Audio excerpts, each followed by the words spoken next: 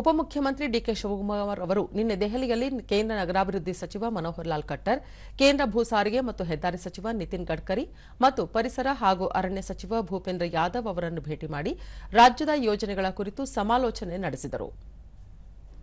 ಈ ವೇಳೆ ಕನಕಪುರ ನಡುವಣ ರಸ್ತೆ 6 ಪಥಕ್ಕೆ ಉನ್ನತೀಕರಣ, ನೆನೆಗುದಿಗೆ ಬಿದ್ದಿರುವ ಕಗ್ಗಲೀಪುರ ಟೋಲ್ವರೆಗಿನ ರಸ್ತೆ ಕಾಮಗಾರಿ ಪೂರ್ಣಗೊಳಿಸುವುದು ಸೇರಿದಂತೆ ವಿವಿಧ ಯೋಜನೆಗಳ ಕುರಿತು ಚರ್ಚೆ ನಡೆಸಿದರು.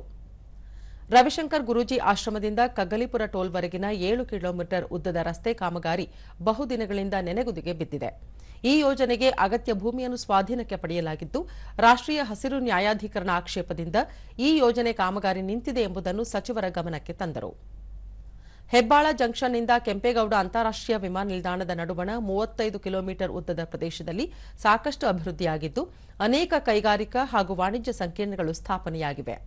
ಹೀಗಾಗಿ ಈ ಭಾಗದಲ್ಲಿ ಸಂಚಾರ ದಟ್ಟಣೆ ತೀವ್ರವಾಗಿದೆ. ಈ ಹಿನ್ನೆಲೆಯಲ್ಲಿ ಹೆಬ್ಬಾಳ ಜಂಕ್ಷನ್ನಿಂದ ವಿಮಾನ ನಿಲ್ದಾಣಕ್ಕೆ ಪ್ರತ್ಯೇಕ ಮೇಲ್ಸೇತುವೆ ನಿರ್ಮಾಣ ಮಾಡಬೇಕೆಂದು ಮನವಿ ಮಾಡಿದರು.